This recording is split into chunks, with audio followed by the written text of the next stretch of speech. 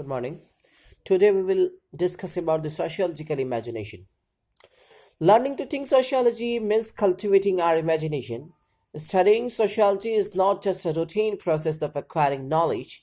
To be able to break free from the immediacy of their personal circumstances, to see things in a wider social context. Doing sociological works depend on developing what the American sociologist C.W. Wright Mills in a famous phrase called a sociological imagination. The sociological imagination demands that we should think ourselves away from look at them from a new point of view. The best way to illustrate this is with something many millions of people do every day without a second thought. The simple act of drinking a cup of coffee. What could we possibly find to say from a sociological point of view about such a commonplace and uninteresting fact? First, coffee is not just a refreshing drink, but it has a symbolic value as a part of our day-to-day social activities. Often the rituals associated with the coffee drinking are more important than consuming the drink itself. The morning cup of coffee and an interpiece of a personal routine, essential first step starting the day, is often the interpiece of personal routine and an essential first step to starting your day. Morning coffee can then be followed later in the day by coffee with others, the basis of group, not just an individual ritual. Two people who arrange to meet our coffee are probably more interested in socializing and chatting than drinking coffee. When we sit in a public group, we take coffee and we discuss about our daily life. So here we have taken in this sociological imagination that coffee is one of the most important things in simulating effect on the brain.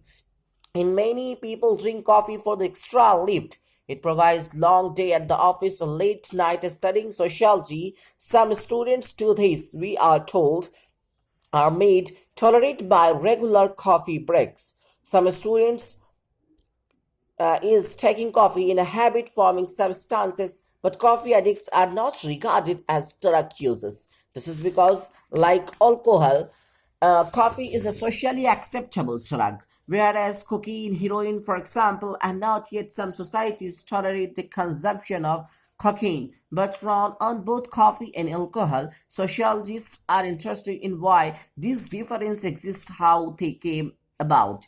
Third, when we drink a cup of coffee, we are unwittingly caught up in a complex set of social and economic relationships that stretch right across the planet. Coffee links people in the wealthiest and most impoverished parts of the world. It is consumed mainly in relatively poor ones. Coffee is one of the most valuable commodities in international trade, providing many countries with their largest source of foreign exchange. The pronunciation, transportation, and the production distribution of coffee require continuous transaction between people thousands of miles away from the coffee drinker. Studying such global connections is an important task for sociologists. For sipping coffee is not natural but presumes a long process of social, political, and economic development. Along with other familiar items of Western diets like tea, banana, potatoes, white sugar, coffee became widely consumed only from the late 1800s, though it was fashionable among social it is before 10. The drink originated in the Middle East, but its mass consumption dates from the period of Western colonial expansion from more than 200 years ago. Virtually all the coffee we drink today comes from areas such as South America and Africa and were colonized by Europeans. The drink is now a natural part of the Western diet. However, normal buying and consuming coffee appears to people today. Finally, coffee has been branded and politicized within current debates about globalization, international fair trade, human rights, and environmental damage. Decisions consumers make about what kind of coffee to drink and why to buy it are political as well as lifestyle choices.